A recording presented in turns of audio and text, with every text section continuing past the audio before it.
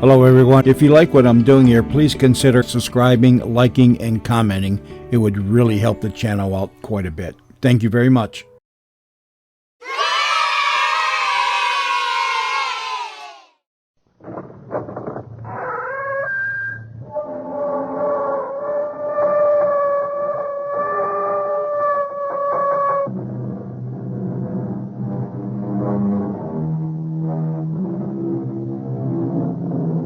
Come in.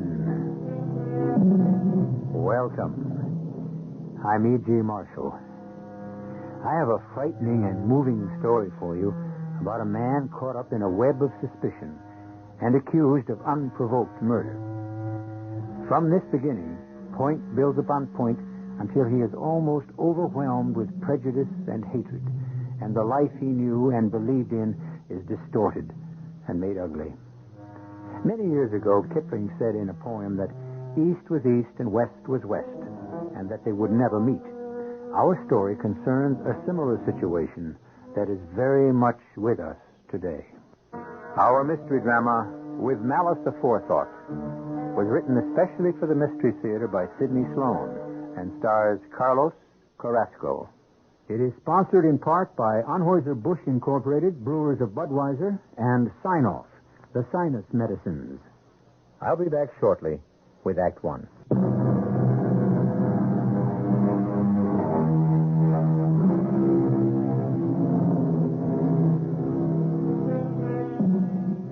When Sergeant Gilmore Roby climbed into the unmarked car assigned to the narco squad that night, he had nothing on his mind that troubled him. All the way out to the bust, he sat quietly in the car. Oh, of course, there was danger. There always was during a bust. But after nearly 10 years on the force and 100 incidents a year, danger became routine. You knew it was there. You were prepared. You did your job.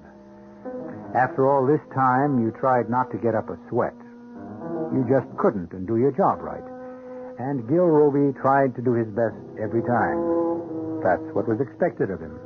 That's what he was paid for. And then it happened.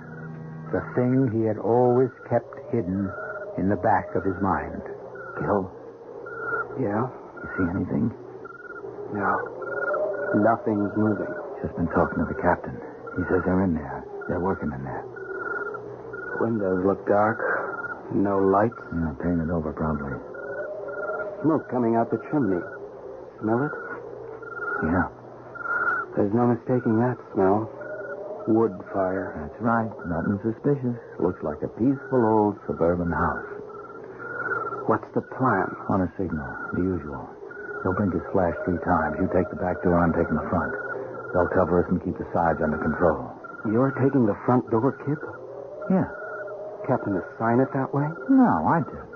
All he said was you and Roby take the front door and the back. The front is the tougher spot. Why you? Front or back? You gonna give me an argument? They're both lousy. Look, Kip, I don't Now, want... shut up. That's a signal. Get moving. Now, wait till you hear me. Then move in like gangbusters. Open up! Open up, police! You are surrounded! Come out with your hands behind your neck! Stop! Stop! Gil, are you all right? Oh, good. There you are. Now we got everything all tied up in front. We bagged them all. Not all. Take a look. Yeah, you got him. Right through the head.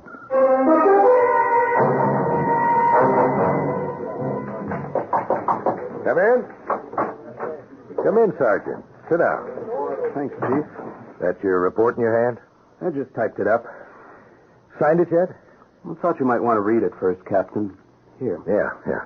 Thanks. Everything okay? Gil, don't sign this yet. Why? Who's the lawyer for the police welfare organization now? Why, Hendrickson. You know that, sir. Yeah, I thought he'd retired. Well, before you sign any statement, better talk it over with Pete Hendrickson. I don't get it, Chief. The kid was dead on arrival. It isn't good.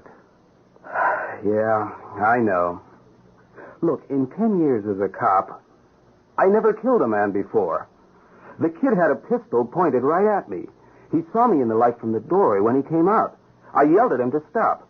I saw his gun turn in my direction, and then He didn't put up his hands after you called to him and identified yourself as a police officer? No, not then. But he put up his hands? After I shot him. His hands went flying up. Then he just crumpled forward into the high grass. About the gun, you're sure you saw him point a gun at you? As big as a cannon. Gil, I'm going to have to ask you for your badge and your gun. I'm being suspended? Yeah, Gil. I don't get it. A suspected pusher pulls a gun on me. I defend myself by shooting him. That's the big question, Gil. The dead kid didn't have a gun on him. But he did. He did. The whole area was cordoned off and searched. They went over it with a fine-tooth comb. No gun. No gun. Is that you, honey? Yeah, Rita. You're later than usual tonight. Poker game at the precinct house? Rita, please go back to bed. Go to bed. Are you crazy? I'm starving. The doctor said my appetite would improve when I got into my 5th month. He wasn't even beginning to state the facts. I'm collapsing. What's the matter, Gil? Rita, I killed a man tonight. Oh, Gil. Oh, Gil, honey. Oh, my darling. Oh, And I'm in real trouble. trouble. What do you mean, trouble? You didn't just go out and knock somebody off for kicks. It was duty, wasn't it? Yeah, at least that's what I thought. That's the way it started. I don't get you. What are you talking about? Take a look at the paper. I just picked it up at the newsstand. First edition. Trigger Happy Cop. Dead kid. Oh, what the damn scandal sheet. What do they mean, kid? 19, Rita. He was just a kid. Well, he's 19. Lots of young kids are rotten, stealing, crooked, pushing dope. What did he do? As far as we know, he didn't do anything. No record, nothing on him. He was suspected of being a pusher, but there was nothing on him to prove it. Nothing on him but a gun. I know you, Gil. You wouldn't take a pot shot at a man without some kind of, Provocation? Yes, provocation. He must have pulled a gun on you. They say he didn't. Who says? I saw a gun in his hand, pointed at me, but it was never found. Well, they didn't look hard enough. They looked all right. Then somebody hid it or took it away or... No. Police were there. No one got near the place until it had been completely gone over. Then how do you explain it? I can't. I saw a gun. Okay. So maybe there wasn't any, and you thought he was aiming at you, and it was dark. Now, leave that defense for my lawyer. Lawyer? You're going to be tried? I don't know. But they couldn't, Gil. Yeah, they can. A black cop kills a white kid. How does that sound, Rita?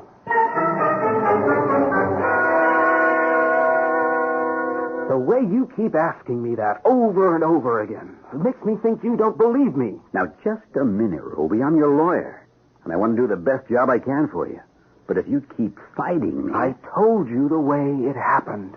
He was coming out the door with that gun pointed at me. Still hanging on to that, huh? That's the truth. Don't you want the truth? Sure, but... No buts. That's the truth. And it just dissolved into thin air. I don't know. Look, you know there was a gun, and I believe you, but do you think a jury is going to believe you? Jury? I thought you said... The DA spoke to me this afternoon in my office. He's going after an indictment. He's not happy about it. Nobody's happy about it. But the papers are talking about a cover-up. If they don't make a big try to punish you, the whole political machine at City Hall will be in hot water. The lid'll blow off. So, I'm going to have to take the rap to keep the lid on. I wouldn't put it quite that way. Well, what other way is there? You did knock off that kid. Yeah, that's all I've heard. Over and over again. A lot of hate mail coming in on you, and it isn't all from whites. Well, what can I do? Stop trying to fight this thing and start listening to people who know more about the law and public opinion than you do. Meaning you? Yeah, me, the commissioner, the mayor, the DA. Go on. I'm going to put in a plea of Well, to put it in layman terms, we're going to say that you've been ill lately, suffering from severe headaches, that you've been fed a lot of racist propaganda.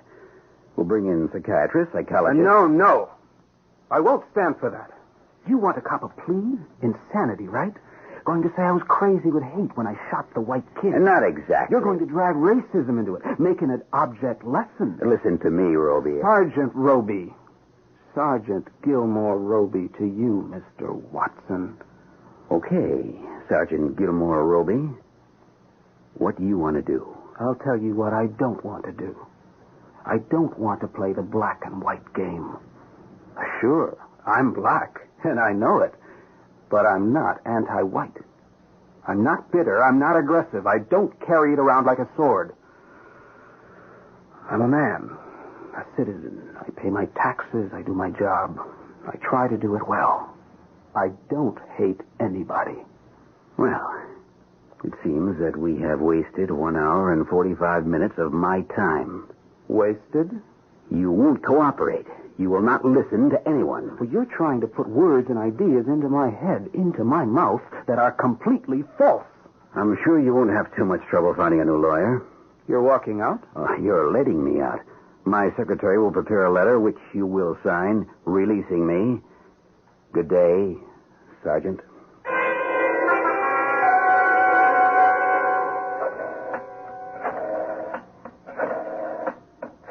Who are you calling, Gil? I'm trying to reach Kip. It's about the 5th time I've tried to reach him.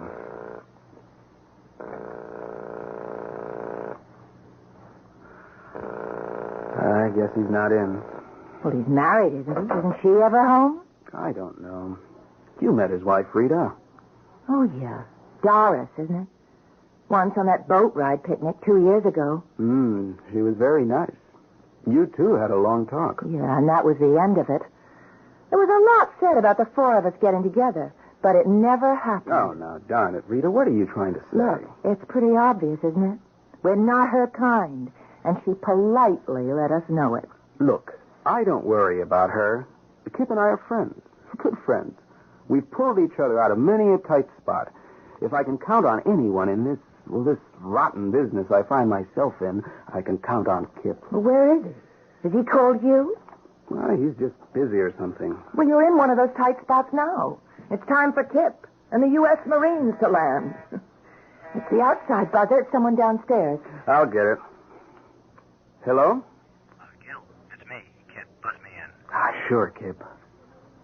Well, Rita, what have you got to say now? The Marines have landed and have the situation well in hand. I'll be in the bedroom, darling, so you two buddies can have a heart-to-heart talk.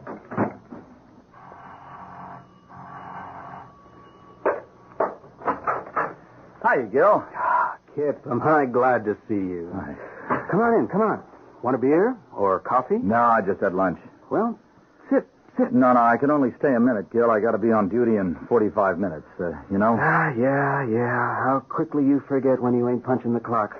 I've been trying to reach you all week. Yeah, I got your messages at the bureau. Called your apartment several times, too. Yeah, my wife told me you called. Yeah? Gil, I shouldn't be here, see? I was told I wasn't to see you or speak to you. Why the hell not? Because I'm going to be a witness on the other side. Kip, not you. Look, I said no to the DA when he called me in and questioned me. It was all about the gun. Did I see it in the kid's hand? I said, no, I didn't. It was the truth, Gil. I had to tell the truth. Yeah? I said I didn't want to get on the stand against you. He said he was going to call me up anyway, and I'd have to testify. I can't do you any harm, Gil. I mean, by testifying. No more than has been done already. Well, anyway, I went out to the place, the site of the trouble. I went out on my own. I spent 3 hours going over all the area. Nothing? Nothing, not even a water pistol. Look, Gil, if you say there was a gun in his hand, I believe you. I've never known you to take an easy way out of anything. I've never known you to lie. But you could be mistaken. Just believe me when I say that I'll do my very best for you.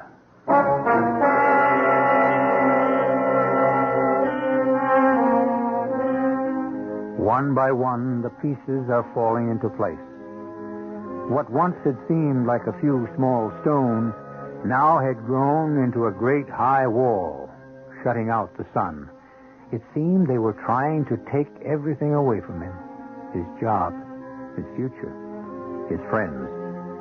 Gil wondered where it would end. I'll be back shortly with Act 2.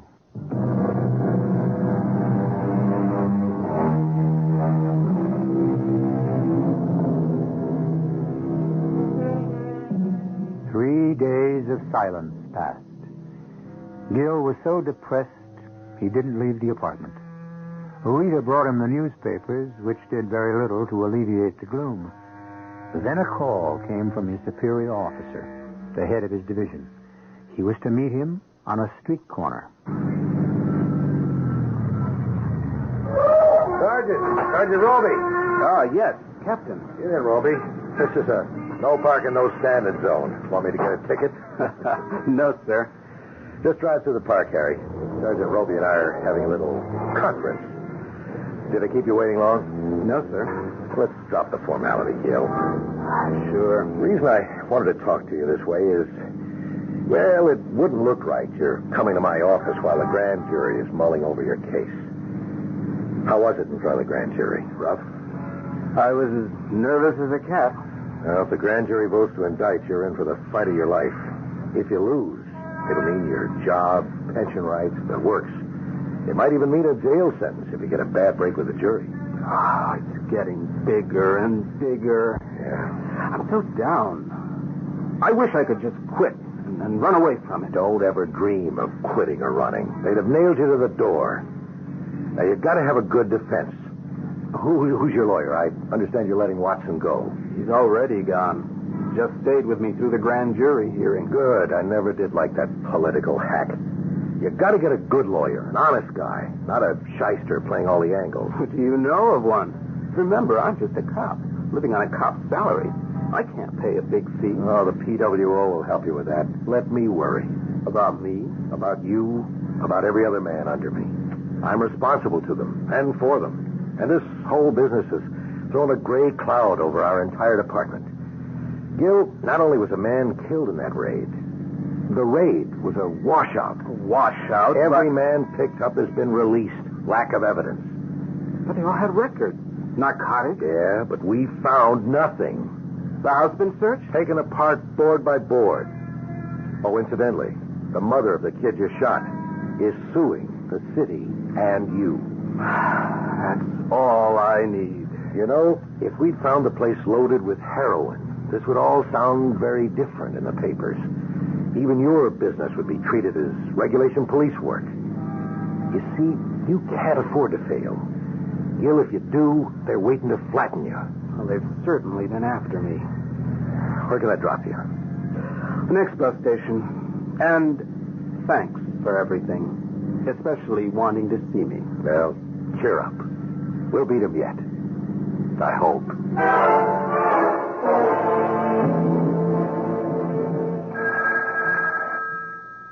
I'll get it. Hello? What? Oh, how can you... Oh, you dirty rat. Who was that, Rita? It's nothing, Gil. It's nobody. It's just some snot. We shouldn't let these things bother us. Oh, but they do, honey, they do. I've gotten a couple, too. They sink in deep and burn. That's funny. I thought I was the only one getting them. 2 yesterday when you were out shopping. Well, can't we change our number, get an unlisted one? Just like the celebrities? Well, in a way, we are kind of like celebrities. Our name is in the paper, on the TV news, or the radio. Yeah, except that I suspect most of them like that kind of attention. Well, I don't. Oh, Gil. All those nasty racial remarks and threats.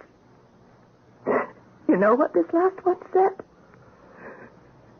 He said my baby wouldn't be born alive. Oh, Rita. To pay for the life of the white kid you killed. Oh, good Lord. Why can't they leave you alone at least? Get hold of yourself, Rita, baby. Someone at the door. Hi, Gil. Kip, come in. What brings you here? I thought you and I were not supposed to be seeing each other for a while. Special police business. Captain is worried about you and your wife's safety, so he's put a 24-hour-a-day guard on the house. Oh, it's not any too soon, Kip. Hi, Rita. We're getting a lot of frightening crank calls. You want the department to put a tap on your phone? It won't do much good. Never the same crank twice. Yeah, you just got to let it roll off your back. Don't let it get to you. That's what I've been saying. Anyway, my visit is official, not social. Just to let you know that you've got protection. Here, come here. Look out the window. You see that guy with the long hair and the straggly beard? Dirty blue jeans and open shirt? Right. That's Rinaldi. No. Gino Rinaldi. Yeah. The best dressed man on the force. A great disguise. He hates it. Next shift, you'll have Herman Goldberg, and I'll be on the midnight 8 a.m. I requested it. I figured if there was going to be any nonsense, it would occur then. Kip, it's good to know you'll be around. It takes a load off my mind. Thank the captain for this. I bet it was your idea. Maybe. I don't remember. It is kind of strange that nothing was found that night. It might still be there. Well, they got the police pretty well hanging on the ropes. No place was searched the way that was. But in my spare time, I'm going to keep an eye on it anyway. Yeah, they might just be waiting for everything to die down. All the noise and publicity, and then go back and get it. Maybe. Well, I'm going to run now. Keep your chin up. Something good will happen. Bye, Rita. Hey, how long now? 1,000,000 years. Oh. No, 3.5 months. But it feels like 1,000,000 years. No time at all. You'll do it standing on your hands. And remember, I'm putting in my bid for Godfather. I'm first.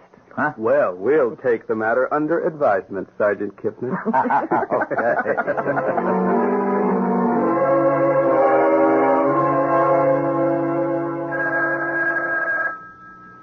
Gil? Gil? Wake up, the phone. What? It's the phone, Gil. Can't you hear it? Yeah. What time is it? 2:10. You think it's one of those crank calls? Oh, I hope they're not starting them at night now. Well, there's one way to find out. I'm coming. Calling at this hour. Hello? Sergeant Gilmore Roby? Speaking. Sorry to disturb you at this hour, Sergeant. What do you want? I want to help you. What is this, some kind of joke? This a crank call? Well, just forget it. You've had your fun. Some darn fool waking us up at this hour of the night. Okay, go on. Let's have it. I'm afraid there's some misunderstanding, Sergeant Roby. I'm serious when I say I want to help you. Yeah? And you are definitely in need of a friend. Well, go on. Let's hear what you have to say. I can't say it over the phone, Sergeant, for obvious reasons. Well, the phone is not tapped, if that's your obvious reasons. I'm happy to know that. But I still would prefer a face-to-face meeting. Why? One can speak more openly, more to the point. Well, suppose I won't bite. As a matter of fact, I haven't even smelled the bait yet. 50,000 in small bills. That sound tempting? That's the bait, huh? Well, what's the hook? I'm prepared to discuss that in complete detail. When? In 30 minutes. But it's almost 3 a.m. Look, before I rush into anything... You are on the hook right now, Sergeant. It's my intention to get you off of it. How? Meet me in 30 minutes at the corner of Quentin Street and 4th. I think you know the neighborhood. I walked that beat for 2 years. Then you know there's a public phone on the corner, the southeast corner. Yeah? You will receive further instructions in a call to you on that phone. You are not to tell anyone where you're going. You will be watched. Agreed? Agreed. 30 minutes. Take a cab. 30 minutes. What's going on, Gil? I'm going out, Rita. Out? To meet a guy. I don't get it. At this hour? No time to explain. Now, look. Kip is on duty guarding this house. Get to him. Tell him that I am going to be at Quentin and 4th in about 29 minutes from now. Tell him to follow and be careful. I'll leave a message for him in the telephone booth on the southeast corner.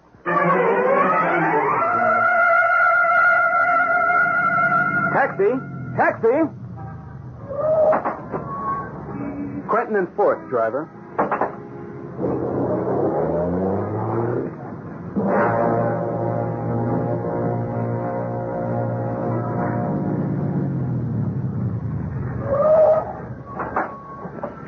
change.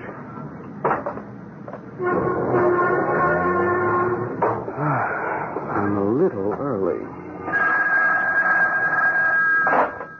Hello? Hello? You are more than prompt, Sergeant Roby. Now, here are your instructions. Take a cab to West 49th Street, 959 West 49th. I'll be waiting for you there. Have you got it? 959 West 49th. Are you writing? Yeah, so I won't forget. Forget? How could you possibly forget that simple number? I might get it reversed or something. After all, I am kind of nervous. Oh, yes, probably. Well, it shouldn't take you more than 10 minutes to get here this time of night. If I can find a taxi. Yes, that might be a problem. I'll give you an extra 10 minutes. Gotcha. Yes, that might be a problem. Wait till Kit picks this one up. You might have the problem, mister. There. Stuck right on the glass. He can't miss this. Hey, taxi! Taxi! Boy, I'm in luck. Driver, I want to go to... Step in, Sergeant. We're both going to the same address. Let me take you there. You're the guy who... I'm your caller, Sergeant Roby. Come in. That's better. But I thought... I anticipated what you thought, Sergeant Gilmore Roby, and also what you might think. I'm afraid your message left in the phone booth will lead someone on a wild goose chase. Then we're not going to... 959 West 49. Wouldn't think of it. Don't like the neighborhood, especially at night. It was just to prove to you that you couldn't outsmart me.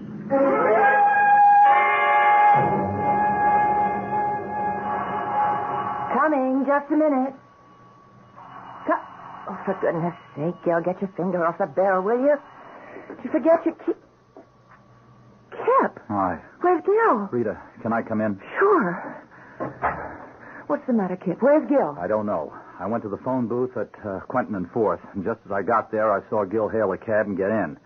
I went into the booth and found his message for me stuck on the glass. All it said was 959 West 49th Street. Well, that must have been the address he got over the phone. Right. So I called headquarters and alerted them. Told them to send a couple of cars to that address and cover the area.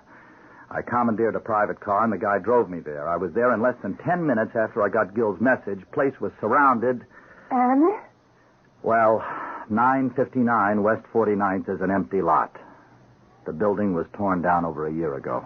But I don't follow you. Why would Gil give you the wrong address? Because he didn't know it was a phony. We've been outfoxed.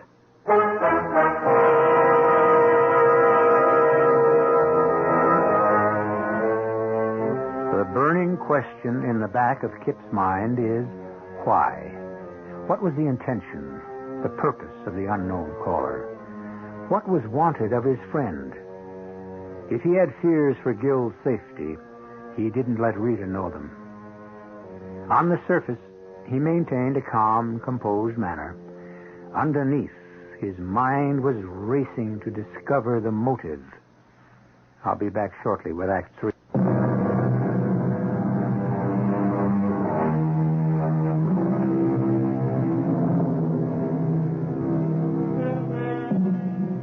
After leaving Gil's apartment, Kip went directly to headquarters and spilled out all he knew to the captain.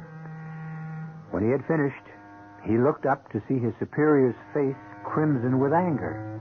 It was the first time he had seen this usually mild-mannered man lose his temper. I'm holding you responsible, Kipnis. What are we, a one-man operation here? What right do you have to go off? Please, sir. May I explain? I've heard your explanation. You took off on your own and messed up the... I didn't have time to ask for help. Gil had...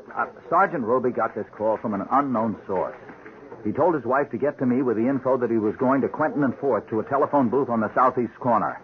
There he must have received a call that directed him to 959 West 49th. Now, he left me that information stuck to the window of the booth. That's where you went wrong. If you'd called in for help immediately... Well, as soon as I got his message in the telephone booth, I said immediately. When Mrs. Roby gave you the first information. We could have had the area under surveillance before Roby even got there. Yes, sir. You say you saw the cab pulling away. Anyone else in the cab besides Roby? Well, I can't be sure. It was dark out. I thought at the time, however, that there was more than one man in the passenger seat. This is all going to look very bad. For Sergeant Roby, sir? Yeah, for him, for us, too. The grand jury voted to indict. There's a warrant out for his arrest. Oh. We were supposed to pick him up today. This will compound matters, make him a fugitive. What do we do now? I got a pickup call out for Roby. If he can be found. I'm worried about him. So am I. Look, isn't it possible, sir, that this is all kind of a smokescreen to block out the real objective? What objective? Well, we didn't get anything in that raid. Except trouble. That's right, sir. But we did know that cute little suburban house with the white picket fence and the rose bushes was the distribution center for most of the heroin in this part of the country. That's right. We've been watching it for weeks. Well, what happened to it all? We couldn't find even a used glassine bag. Go on. I believe it's still there. Where, Sergeant? Where? Yeah. The question is, where? After the going over we gave that place, what's left to search? I'm going along in your hunch, Kipnis. That's your assignment from now on. The house. Okay. What about Sergeant Roby? Well, he's my first consideration. I'm working on that myself. I don't get it. You say you want to help me? What's in it for you? Isn't there an old saying about looking a gift horse in the mouth? Don't question it. 50 big ones and a private plane to take me over the border. Brazil, Sergeant. The United States and Brazil have no extradition treaty. They couldn't get you back to stand trial. I still don't see what you have to gain by all this generosity. We want you out, alive or dead. We need the excitement and furor your disappearance will cause. I see. Which do you prefer?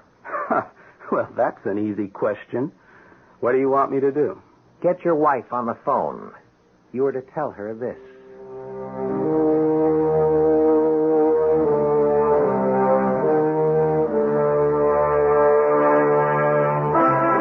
You sure you're going to be all right, Rita? Oh, I'd feel better if we knew where Gil was. This waiting. Waiting is driving me crazy. I didn't sleep last night. Now, look, I'm sending Doris over to stay with you. You shouldn't be alone at a time like this. Oh. I got to run, No, Rita. wait. Maybe it's about Gil. Hello? Rita? Oh, Gil, honey, where are you? I'll tell you. Oh, can't tell. What? I don't know myself. Now listen carefully to what I'm going to say. Gil, I've been so worried about you. Hurry. Rita, listen to me. This is important. Please listen carefully. And don't do anything foolish. Don't talk to the police. Don't talk to anybody. My life is in danger. Gil. What I'm going to tell you must be kept secret. What? I said you must keep it secret. Oh. Tonight, at 7, you will be called and told to go to a phone booth. Where? I don't know. You will be told at 7. At 7? Right. Now, you might be called even earlier.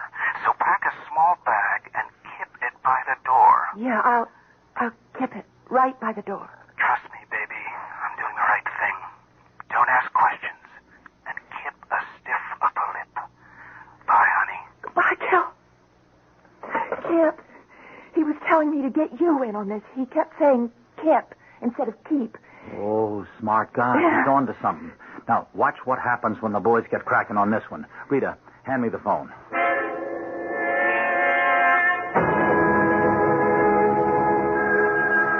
That's a call. Kip. Just be calm, Rita. Answer the phone. We'll be listening. Keep him on as long as possible. We may be able to trace it. Pick up the phone. Hello? This is the call you've been expecting, Mrs. Roby. What? Oh, could you speak louder? I can't hear you. Listen carefully. I won't repeat. Leave the lights on in your apartment. Take your suitcase. You will not be coming back. Go to 20th and 3rd. There is a phone booth there. Wait, could you repeat that? No, I will not repeat. Have you got that, or shall I ring off? No, I've got it. Be there in 20 minutes. Wait there for a call. Oh, wait, He's hung up. We recorded the call, Rita, but we didn't have enough time to trace it. Technician thinks it was from a public phone. Oh, what do I do now? Just as he says. Go to 23rd Street and... 20th and 3rd, Kip. Oh, good girl, Rita. You're calmer than I am. Now, look. There's a taxi waiting to pick you up, driven by a cop, so you won't feel deserted. The order has gone out to a special squad who already have the information. They'll be all around when you get there. As soon as you get the directions over the phone, pass them along to a cop who will identify himself. Rita, good luck.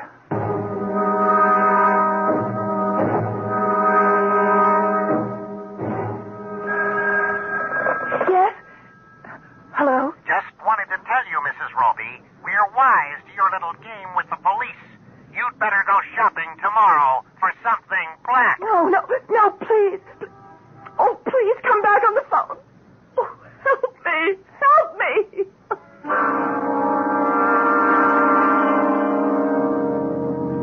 Driver? Yeah? When are you going to take the tape off my eyes? Relax, will you? When we get where we're going. The airfield? My wife's going to be there. Is that what you've been told? Yes. So, she'll be there. Where's the man Where's your boss? Who do you mean? Well, the man who arranged all this. Why do you want to know? Why? Well, he owes me $50,000. That's a good reason. 50 G's. That's a lot of bread, mister. What for? Well, what does it matter to you? Is he going to be at the airport? How should I know? He don't tell me his business. We are going to a flying field, aren't we? That's what they told you. Brazil, wasn't it? Yeah, that's right. Must be some mistake. Mistake?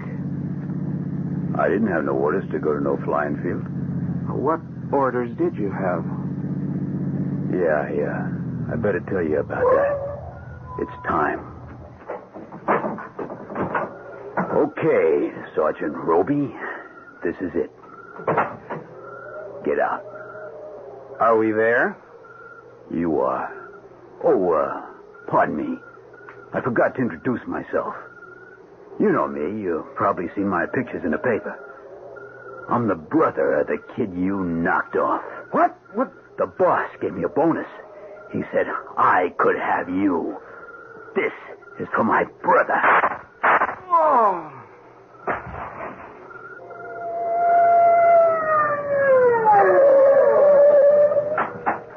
There's a body on the ground. It's Gil. Oh, Lord, he's been shot. Hey, give me a hand with him, will you? We've got to get him to a hospital.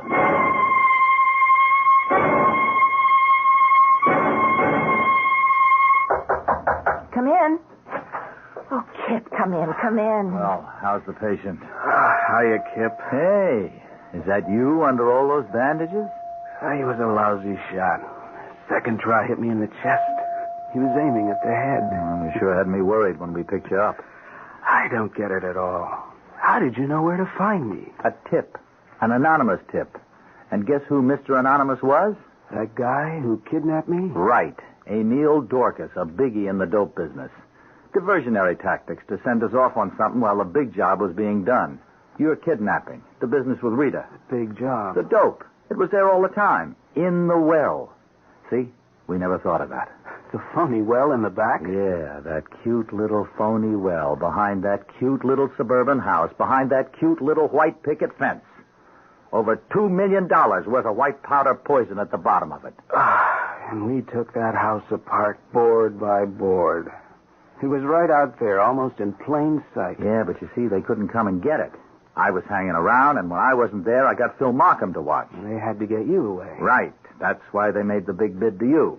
Oh, I suppose they wanted to get you for shooting Rick Kranzer, but that... Rick Kranzner's big brother nearly got me. And we got him. We got them all. And I heard one of them is turning state's evidence. There's something missing. The police were alerted on the tip about me running away. How did they know that the dope was being picked up? The lady next door. Simple as that. Bless her heart. A terrible snoop. I spoke to her and asked her about neighbors. She told me that they were very suspicious, and she knew they were no good from the day they moved in there. So I agreed with her and told her to watch, as if I needed to tell her that. I gave her a special number to call. Everything was ready and waiting. And that was that. It's just one thing that's bothering me, Kip. That charge against me. I'll have to face the judge as soon as I'm able to get out of here. The charges have been dropped, Gil. Dropped? Why? How? That gun you saw? Yeah? Well, you really saw it. Remember you said that he pointed the gun at you, and when you fired, his hands were flung up in the air? Well, that's right. Okay. The pistol went flying and dropped right in the well. They found it when they got the dope. Ballistic says you were a very lucky guy. That gun had been fired, but the bullet was a dud. It didn't go off. Gil! Oh, that really had me worried. I knew I saw that gun. Mm-hmm. So the indictment has been squashed, and you are now a member in good standing of the old club. Kip, I don't know how to thank you for all you've done. I do.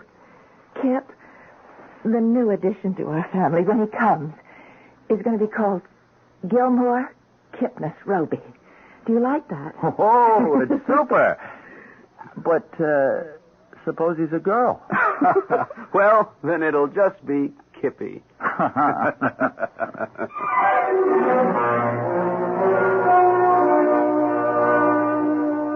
Long time ago, Kipling wrote, "East is east, and west is west, and never the twain shall meet, till earth and sky stand presently at God's great judgment seat." Well, perhaps times have changed since that poem was written. Perhaps today we all can like and understand one another, despite the difference in creed, color, and birth.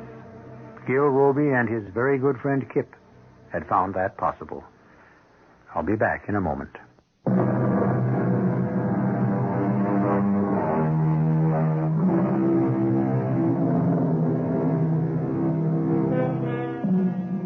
Perhaps our poet anticipated the understanding between people of different beliefs and colors because he ends his poem, "But there is neither color nor creed nor birth when two strong men stand face to face, though they come from the ends of the earth."